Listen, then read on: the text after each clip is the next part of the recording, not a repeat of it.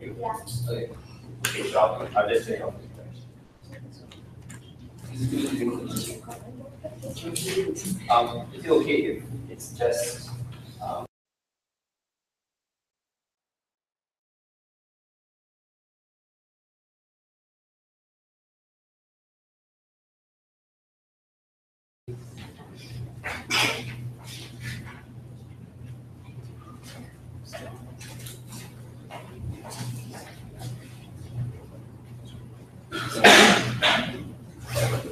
Okay, without further ado, I think like 5 minutes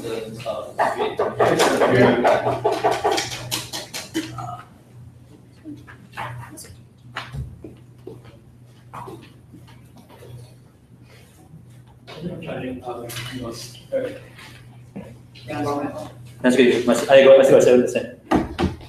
Just enough. Right.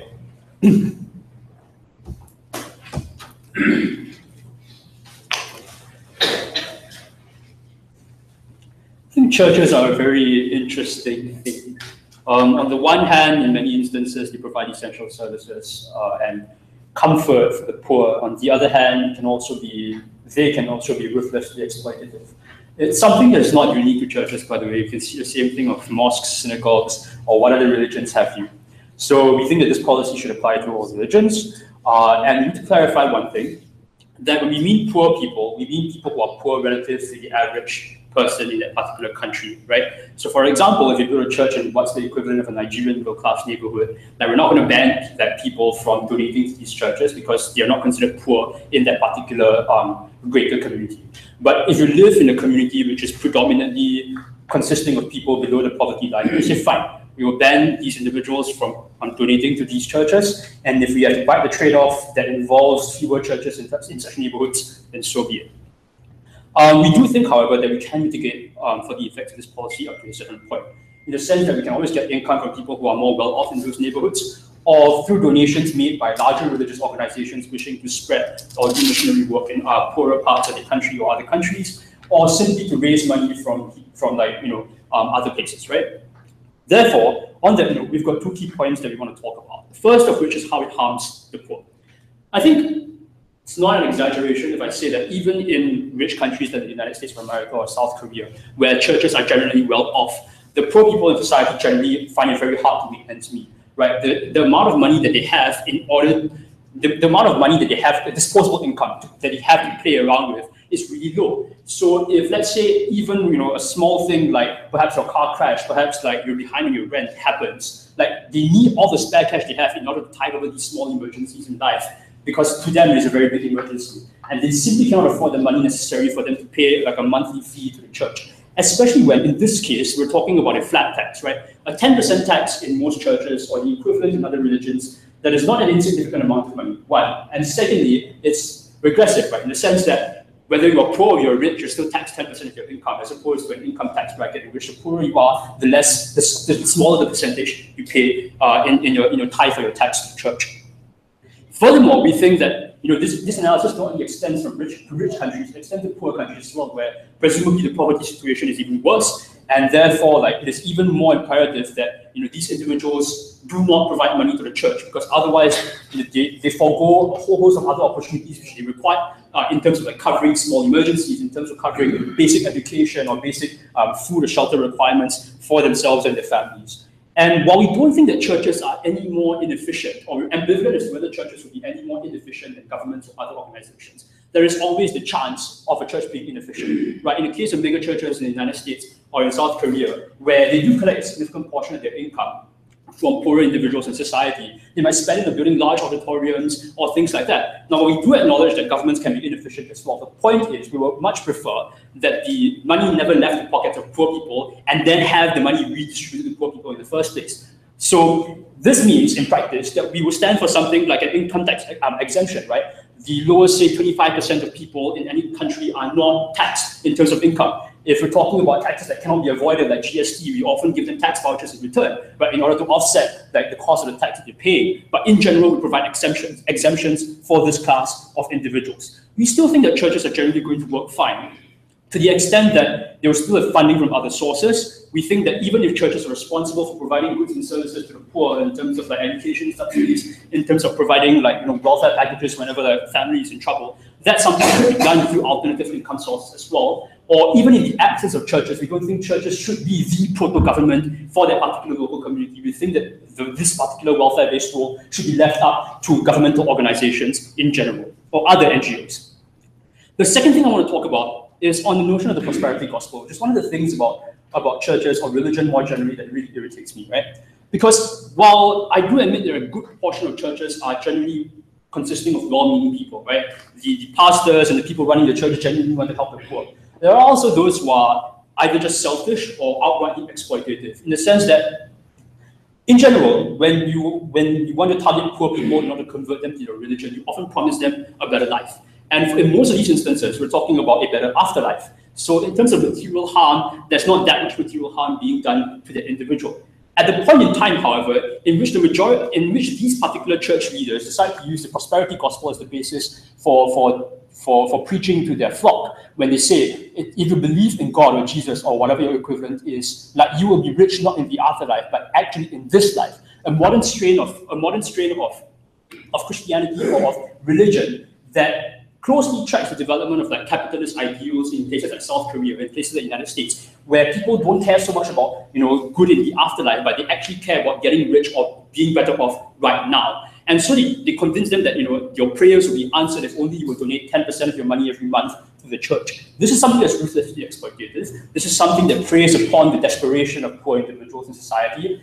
And we think that there is no reason to suppose that any one church is less likely to be this sort of exploitative church than a well-meaning church. We think that the proportions are fair, even if they're not even if the majority of churches are fairly well-meaning. We think that a small number of exploitative mega churches that exist in such societies extends its grip or its influence upon a sufficiently significant number of people that we will take the safe option and just simply ban churches from accepting donations from poor people, because it is very difficult to distinguish between one type of church and another type of church unless you can show me some sort of government regulation that is sufficiently effective to extend across all churches in society at any given point in time. Yeah.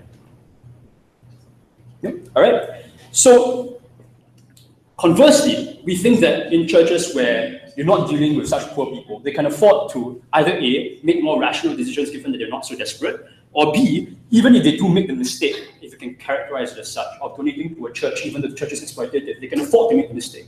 If there's one thing that characterizes middle class or richer families, is that they can afford to make financial mistakes at a far greater pace relative to poor individuals. So even if we admit that in the worst case scenario, we think that churches play an important spiritual or financial or economic role in society, we do think that A, we shouldn't be building that society on the backs of poor exploited people, or B, that we are prepared to make the trade-off of having less of fewer of those social safety nets that a church provides, because other alternatives are available, or at the very least ought to be available. For all those reasons, I urge you to propose.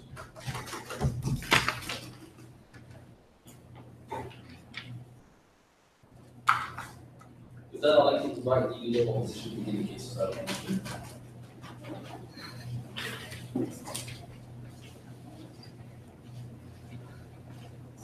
Okay,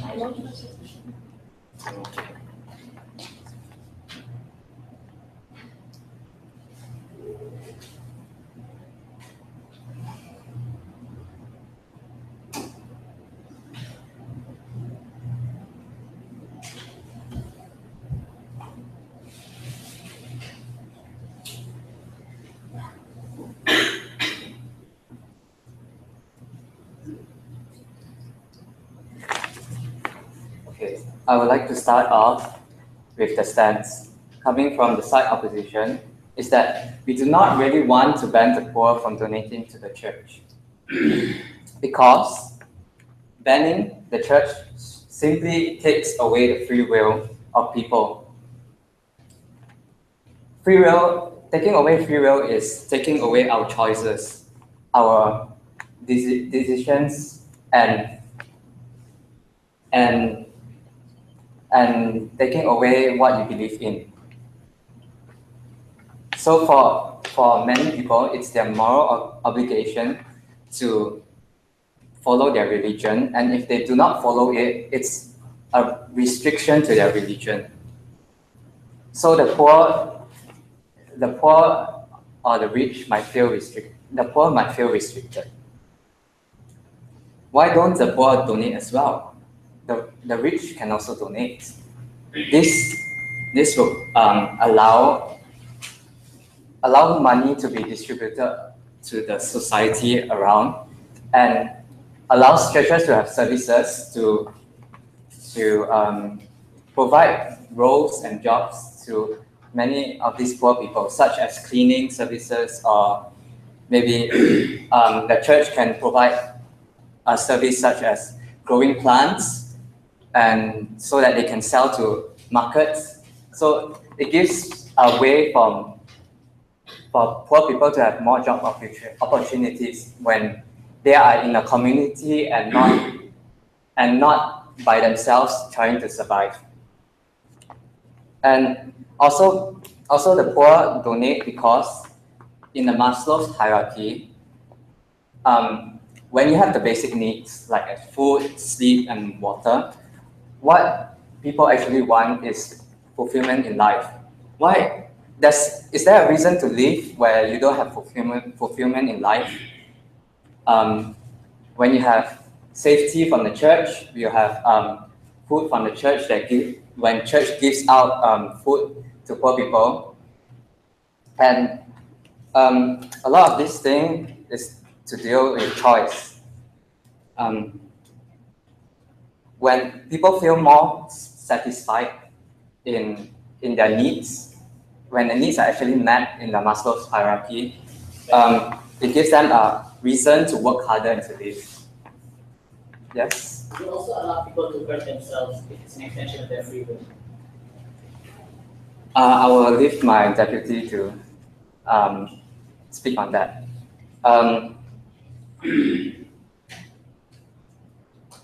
So most often, a church usually would donate around 80% of the money to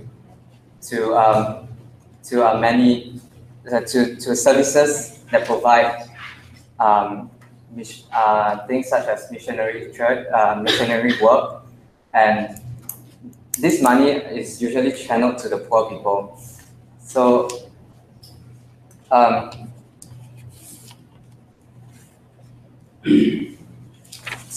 prosperity gospel is only one of the one of the aspects of church. One of the aspects of churches is, I believe it's a small minority, maybe 10% or something like that. I believe most churches will donate back to the poor because of goodwill and because of what is in what they believe in. 10% is not really that much. When you go to shopping, you also have a 6% GST. So I believe 10% is just a small deduction on poor people, because they already have benefits from governments and all these incentives from government to help the poor people. So when you teach people how to give 10%, that also shows how poor people to give to the bank to save 20%, 30%, and that will provide the motive and ways for them to keep continually giving at a constant state. So let's say if I have to give 100 to a church, so I will have to be committed to give 100 to a church. So when I learn how to give to a bank, I have to be committed to give 300. So that's where poor people learn how to give, to be committed to give money, and it helps them to make financial decisions that will help them to actually save money instead of spending it money, because most poor people would actually spend their money instead of saving it. And I would like to end this with any more POIs. Right, and that's all.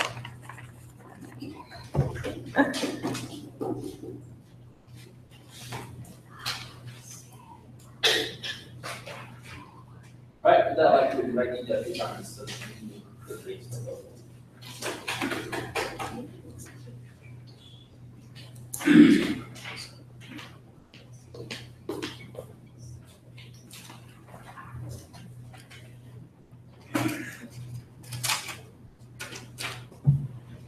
Are you doing two those? Unfortunately, I am. Yeah. That's right. Yeah, no, it's not my choice. I'm not trying to show off.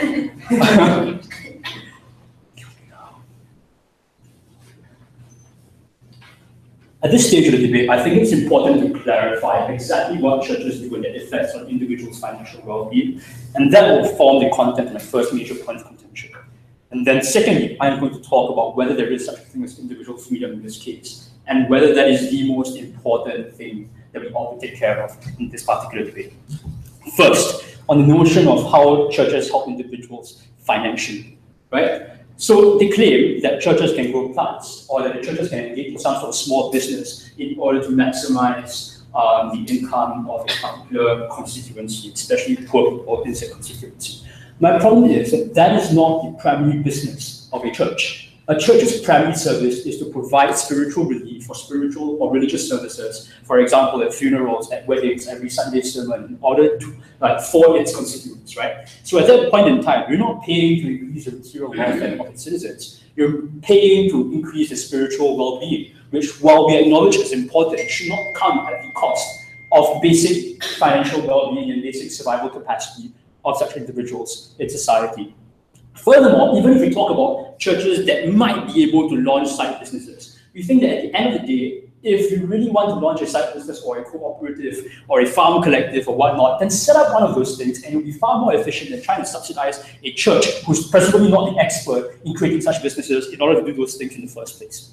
Secondly, they claim in response to our first substantive argument that 10% is not really that big a deal. To me and to you, it's probably not that big a deal, right? To poor people who are struggling to make month to month, week to week, day to day in terms of wages to living expenses, living from paycheck to paycheck with no savings, no potential for tiding over medical emergencies of any sort, or even struggling to make basic ends meet. We think that 10% is a lot. That is why even the government provides GST vouchers so that you don't have to pay GST for your purchases, right? We cannot tell whether you're poor immediately upon you buying stuff from the cashier at the supermarket, but you do process the application thereafter and then they give you vouchers to offset the GST that you end up paying. So we don't think that that is the correct analogy to run in this particular instance. Let's then talk about a second area of contention, about how churches can and often are exploitative towards the poorer individuals in the society, right? So they brought up this very generic notion of individual freedom and why it's important. And we told you already, firstly, that I said in my previous speech, for individuals who are poor and desperate and who really think that, or who believe, or who hope against all reason, that the prosperity gospel is the way out for them, they will succumb to the irrational impulses that they have, and consequently donate to exploitative pastors and churches. And we think it is principally and legally unfair. More importantly, however, unique to the idea of churches or mosques or whatever is the fact that you engage in a very coercive, hierarchical, and doctrinal structure. In the sense that there is even the level of coercion that an NGO or a business or any of these other organizations that is not a government, a police force, and an army has is considerably greater, is considerably less than the coercion that a church provides, right? Because the structures are hierarchical, in which you have to have a significant amount of qualifications or expertise or education in order to become a pastor or a bishop in the first place. Secondly, the idea that doctrine is passed down from God to prophet, from prophet to scholar, and from scholar to ordinary individual. That is to say, you don't have very much scope as a lay person visiting a church to interpret church doctrine in a way that says, oh no, you shouldn't be taking our money, or you shouldn't be taking this much. Therefore, this is even if you assume that you'll stick to the 10% tithe rate every month, we think that it is fairly hard for individual citizens to contest church leadership with regard to whether the taking of such money is justified or whether the spending of such money is justified, especially when you're making the assumption that you want to take money away from poor people to fund programs which eventually give money back to poor people, where you can just do it so directly with less inefficiency and with less possibility of corruption.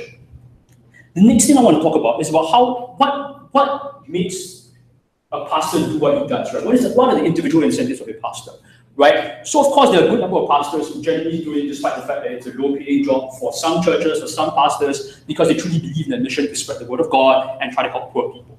I think for other pastors, however, just like other doctors or other nurses or other people in supposedly, I don't know, like morally glorious jobs, like they don't actually feel any moral obligation towards the people they serve.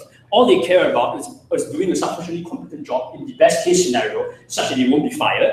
And in the worst case scenario, they abuse their position of power in which there's very little opportunity to question these individuals to make as much money for themselves. So either sponsoring the creation of a new grand church building even though the neighborhood is poor, or like sponsoring programs to spread the word of God and send missionaries to like other communities or other neighborhoods or other cities, even though the basic priority ought to be helping poor people in your neighborhood. These are sort of like abuse of power, like either for the sake of like enriching the pastor in question, or at the best, like simply like, you know, aggrandizing the pastor's own ego in terms of like, you know, having more white elephant projects to pursue.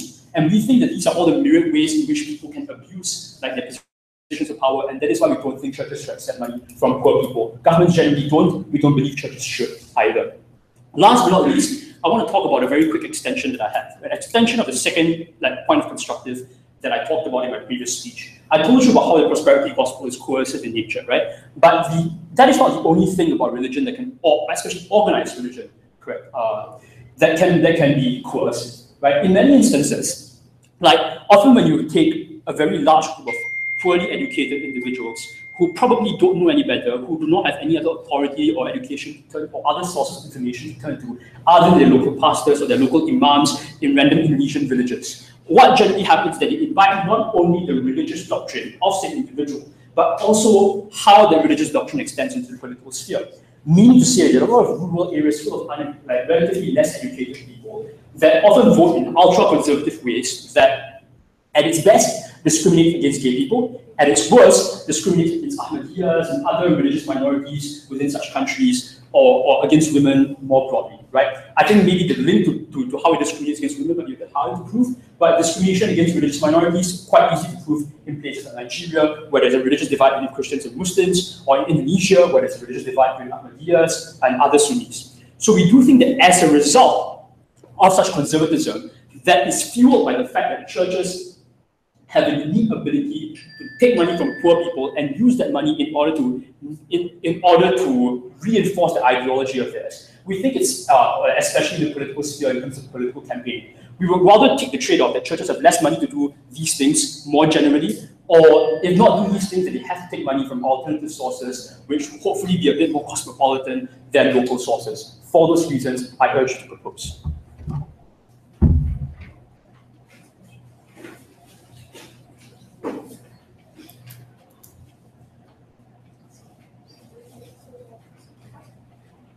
Alright, with that, to complete the opening part of this debate, we definitely will oppose.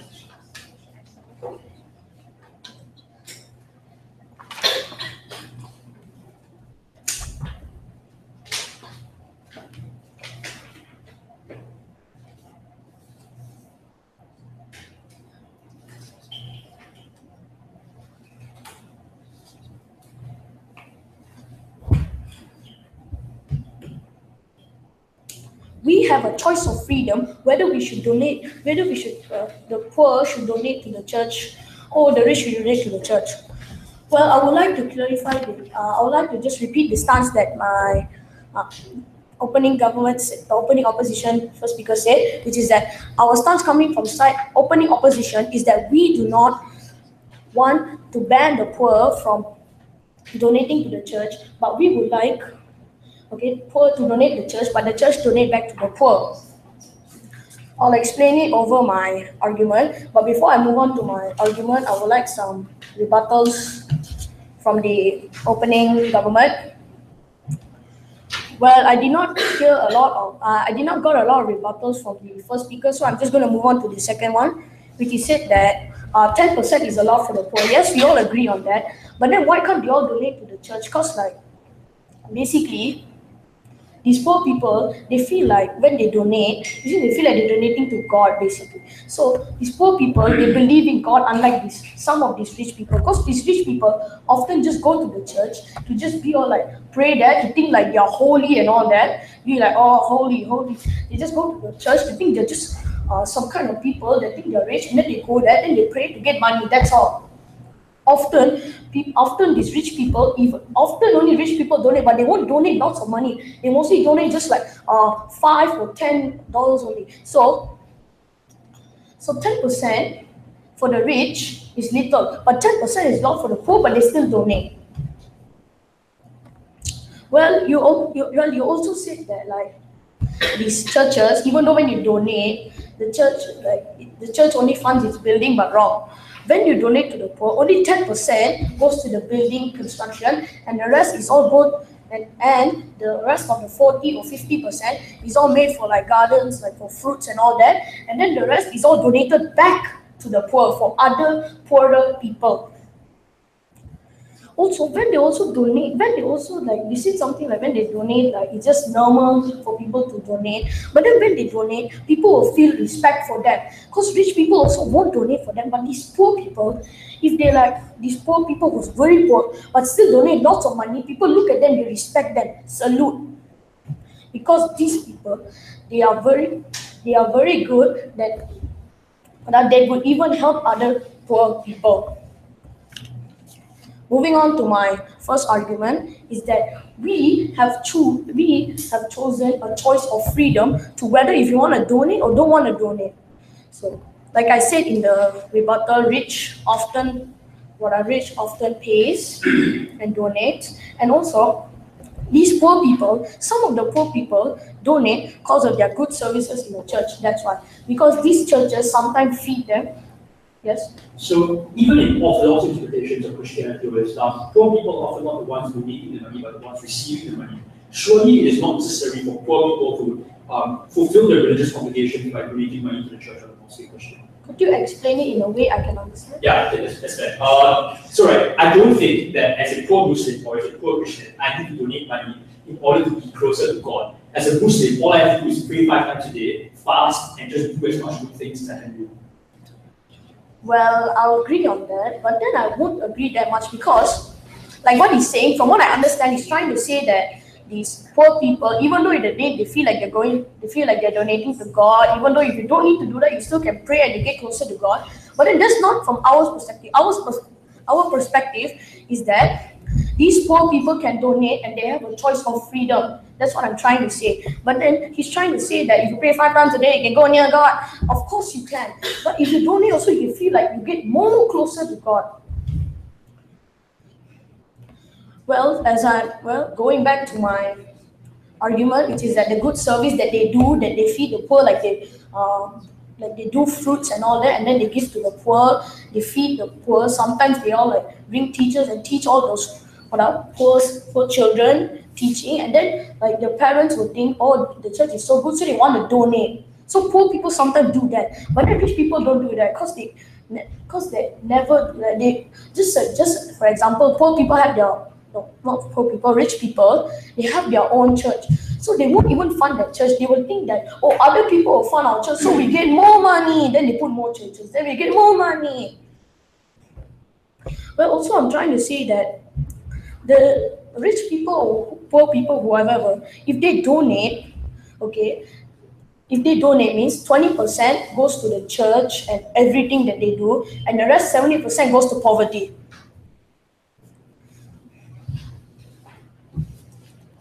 But I also like to say that the society is also like the society status quo right now. It's not really balanced because mostly these poor people are always down in the garbage and the rich people is always up like the government and all that, right? But mostly the government only funds the church. Mostly the government only funds, like just example, like all those taxations they have, right? And then like only like 5% of it goes to all the church around that whole country. Just imagine, 5% all the churches in the country. So we would like to do like rich people or poor people, whoever. So that just example, rich people donates 100, and then 20% goes back to the rich. And then if a poor person donates 100, then 50% goes back to the poor. That's what we're trying to do. We're trying to balance status quo instead of throwing poor people in the garbage. I'd like to rest my case and probably opposing.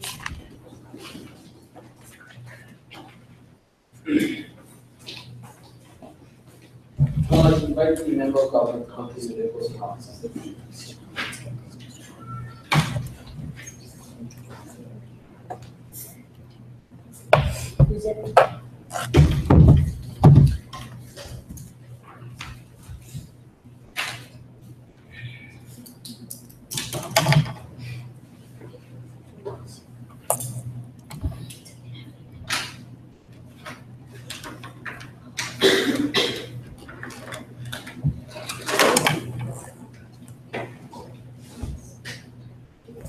Panel, OG gave compelling reasons to believe churches are the best actors to spend money that the poor communities end up donating to them. O ran a mitigatory case as to why the poor who donate aren't making like as big a sacrifice that we think, and also provided zero analysis as to why donating to the churches necessarily benefits the poor.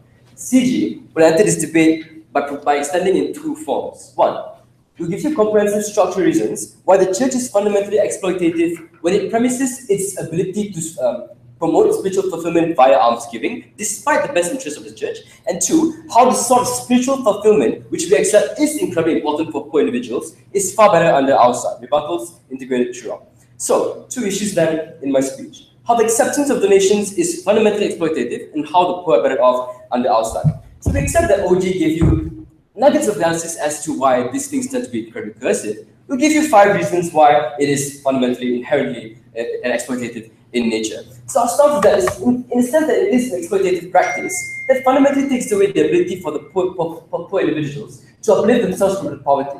Because what you have to keep in mind in this debate is the opportunity cost that the poor necessarily lose as a result of them donating this money toward churches as opposed to using those money to better their utility in the first place. So in the sense that these coercive narratives tend to cloud the judgment of the poor, they don't necessarily have a rational choice in making the sorts of decisions that do benefit them inherently. So 5 reasons why then. 1, understand that Christianity as religion premises a lot of its doctrines on the importance and inherent importance of almsgiving, for instance. This is why you see the definition of a good Christian in a lot of Christian communities is one that is incredibly generous, for instance, right? It's one that donates to poor communities, it's ones that donate to development aid in Africa, for instance. These are the individuals who end up being very heralded as a sort of epitome of what it means to be a Christian.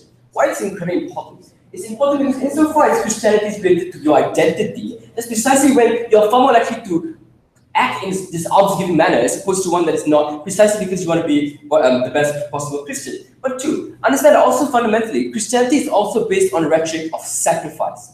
This means that the idea that the more you sacrifice now, the more you're rewarded later on in the afterlife is fundamentally inherent in Christianity as a doctrine. What does this mean? It means that the poor end up donating bread, funds, despite the fact that they need these funds. They do this with the belief that it ends up being better off for them, because of the sort of rhetoric that Christianity espouses. But thirdly, understand that poor communities also tend to be the ones most susceptible to the sort of religious rhetoric that exists under the status quo. They don't tend to be unknowing of the sort, they don't tend to question these things, they don't tend to question whether it does benefit me, precisely because of the sort of lack of education that they have. They're more likely to believe that this benefits them in the afterlife as opposed to questioning the veracity of this claim, right? But 4, and this is incredibly important, this is what OG missed out, recognize that the poor are fundamentally desperate. These are individuals who are hard done by society. These are individuals who are poor, starving. They're barely able to climb the socio-economic ladder in the first place. Why is this important? It's important because insofar as these considerations exist, you are pushed to making a choice that you believe fundamentally benefits you in the afterlife as opposed to the current life, right? They believe that religious salvation is the only way for them to be happy. And if the only happiness that they get is what the afterlife could possibly provide them, that's fundamentally coercive. It means that they're never able to make the sort of rational decisions that we advocate for on the outside of the house. But this is another layer of analysis, right? Because recognize that the church believes that it's a benevolent actor. The church genuinely believes that the poor are the ones who are benefiting from almsgiving, for instance, right? They engage in sort of coercive practices without necessarily realizing that they are being coercive. Why is this incredibly important? It's important because insofar as opposition side necessarily advocates for organic change, you're never able to get that, ladies and gentlemen. churches are fundamentally able to get away with believing that these people, believing that it's are better off, not necessarily addressing their conservative practices. We think that's incredibly bad. But why is this incredibly important? Because recognize that the comparative is the opportunity cost that we've lost using this money to begin with. What does this mean though? This means that with the money and the funds that you could have used to churches, this means sending children to better schools. This means ensuring your children are nourished. This means maybe starting a small business that enables you to climb the socio-economic ladder. These are things that uplift you from poverty in the first place. Opposition side has to defend a world where these individuals end up giving their arms and their funds to a church that barely benefits them. Instead, their curse, we think, is far better spent in the absence of any sort of doctrine. So, second issue, how religious salvation and how the poor are far better on the outside. But before that, sure. How would you explain Sorry, could you? How would you explain the church continuous effort of giving education and the invitation of entrepreneurs that are successful to teach businesses to poor people so that they can start their own business? Well, I think that for the argument to run, you first had to tell me that the church was the best possible benevolent actor to do this. Because with all my analysis of opportunity cost, we don't see how the poor using these funds for instance is necessarily worse off than those particular outcomes. We think that our method is better insofar as you don't have to rely on like the church being the medium between you achieving these goals as opposed to our side which caters to the individual. So religious salvation and how the poor are far better on the outside. Because we accept that the poor, in the short-term sense, lose some ability to access the religious salvation that they need. Because we accept that the poor do need the sort of salvation that both sides want, right? This is like, because they are so hard done, they necessarily want to uplift the situation. They necessarily want to believe that there's happiness out there. Recognize that if at the point in which we ban this particular source, individuals will find other ways to fulfill their spirituality. Two reasons why. One, the church has incentives to appear popular insofar as it means a high number of parish, for instance, and to change their practices, right? This means they're far more likely to place a higher emphasis on communal activities such as Mass on Sunday, community services, ensuring that people believe that appearing on Mass on Sunday is something that is spiritually fulfilling. They're likely to provide the poor the sort of spiritual help they need because they have incentives to do so. But secondly, individuals will also find other means to fulfill spirituality to meet their salvation. They're likely to adopt other means to do so. They're likely to engage in things such as acts of random kindness that necessarily means to fulfill the sort of religious fulfillment. But why is this far better than the alternative? Because recognize that insofar as your ability to fulfill spirituality is premised on alms giving, it is far more accessible for the rich as opposed to the poor. Two reasons why. One, rich are more able to donate more funds, resources, sponsor more buildings, churches to the poor. They are far better able to at least claim that they are more religiously fulfilling. But two, understand that the comparative amount donated by the rich is always far less than the comparative amount donated by the poor. As in, a loaf of bread for a poor means a lot more to a poor man, but a rich person is kind of like a grain of rice, right? This is incredibly the sort of thing which, the sort of fulfillment that exists on the other side of the house. We remove the ability for that sort of fulfillment to exist, and outside is far better at the point at which is not one premise on alms giving. CG is the only side that told you that the poor are still able to access some spiritual fulfillment that they need, and it's massively important for individuals who are very little to look forward to so-called. Thank you, the member of government. Now please invite the member of opposition.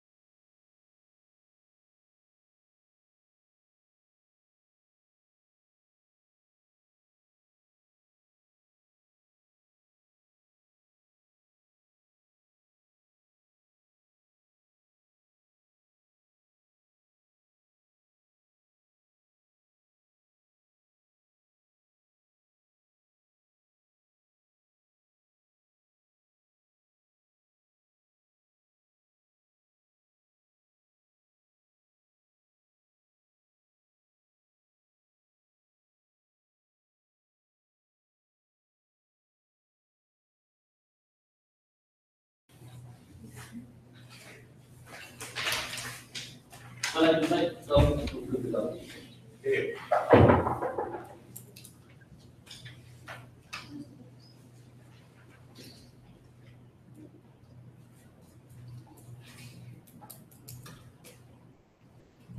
Perhaps study burning gives some widows some sense of religious fulfillment.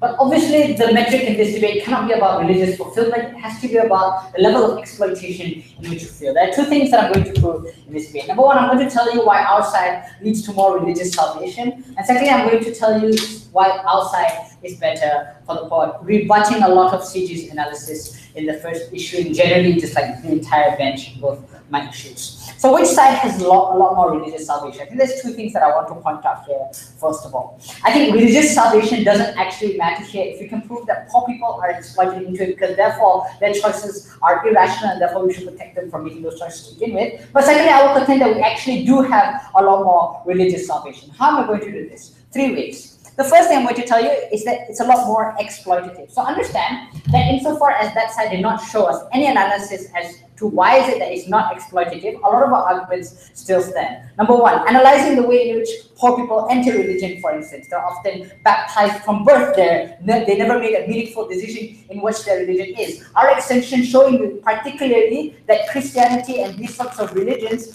show you that the only way to achieve salvation is necessarily by donating. But thirdly of all, right, we told you that these individuals are often poorly educated. What does that actually mean, right? That A means that they're unaware of the spectrum of choices that otherwise exist. So a rich person is far more likely to be aware of the different kind of choices. That's the alienation that comes together, because they're far more likely to be better educated. But therefore, they oftentimes are like, if you're a poor person, you oftentimes are living inside very tight communities for not giving. That's right. That's right.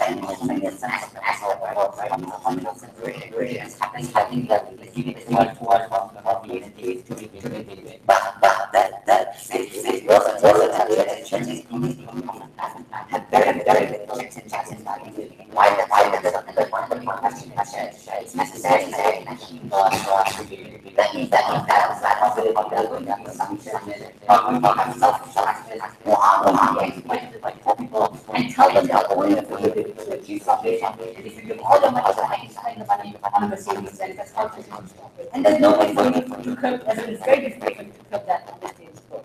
The second thing we tell you is that even if there is some element of free will, so even if under the best case scenario, CG comes up here and tells you that some people do consent into it, all they have to tell you is that states make decisions based on the balance of probability.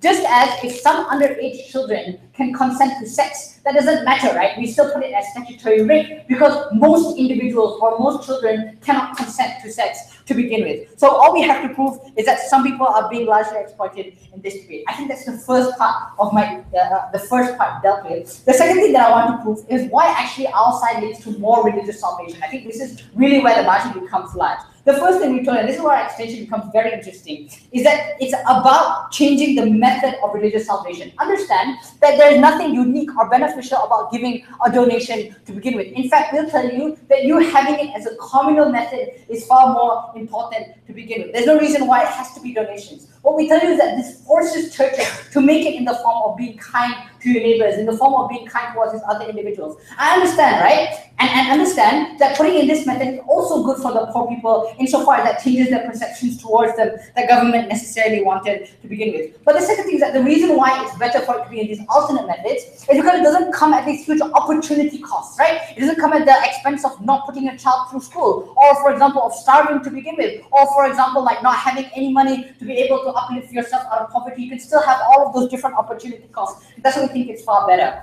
The third thing that I'll tell you is that I think it's a very bad form of salvation to begin with. It's kind of related, but I separated it because I wanted to. Here's the thing, right? There's two things under here. Number one, rich people will get to donate lots of money without ever making those hard choices. That's extremely unfair for poor people at the point where they don't have to feel like where they always have to feel like they're making sacrifices, but the rich people don't have to. But the second thing is that just like imagine yourself as a poor person, right? How can you ever feel fulfillment if you just look at the rich person, you always feel like you're never giving enough because they're giving so much. Their form of fulfillment is always going to be inaccessible towards poor people because they always feel like they will never be giving enough in comparison to a rich person. So they never get that, and they never get that form of religious fulfillment at the end of the day. Sit down. Second issue in today's debate: which side is better for the poor? So the first thing they try to argue, coming from opening government, is that people will look at the poor and necessarily salute them, right? Hey, I think this actually buys into a lot of argumentation about why that's so exploitative. Because at the point where more people salute them, more people tell them that it's good that you're giving towards the poor, that's when they feel more coercion in the form of like giving towards these individuals to begin with, right? But I think secondly, it's about people who opt not to give it, right? For those people, they will be more heavily discriminated at the point where you don't ban it because the people feel like, why aren't you giving it, right? These other people are giving it. You should be able to give it. And understand, right? That we should prioritize these individuals because oftentimes the people who opt not to give it are the ones who really cannot give it and who are starving on the ground. And those are the kind of people, the individuals in which the state should prioritize the most. Secondly, why is it actually better for the poor? So a large chunk of the argumentation was this: churches can give back towards poor people. There are three things here. First of all, you have to understand that there's massive amounts of bureaucratic layers that a church necessarily has to begin with, right? So that means that you need to pay upkeep of the church, you need to pay the priest. There's like a lot of different things that add towards those things to begin with. But second of all, right, I think this is just about like changing the shift of priority. So like if a poor person gives towards this church to begin with, this poor person ends up needing to rely on things like welfare to begin with, which again is another layer of bureaucracy. So it's like two layers of bureaucracy on top of each other. But secondly, you're also straining the system a lot more on their side, where these individuals, where those poor people will again have to rely on that bureaucracy to begin with. But the other thing is that I think that individuals under our side are a lot more likely to be able to make good decisions regarding what they need as opposed to a church, right? And the reason that that's true is because churches simply don't have the information that a poor person or that this individual necessarily has at that immediate point in time to begin with. So at that immediate point in time, a poor person knows if he needs, for example, money to take out a loan, or if he needs to spend it on food, or if he needs to spend it on like education, for example. Whereas a church will broadly give it towards blanket-based individuals and either be too high or too low because they simply don't have the information that specific individual have. And that's why we think it's far better that money never leaves the poor to begin with. For all these reasons, we're very proud to propose.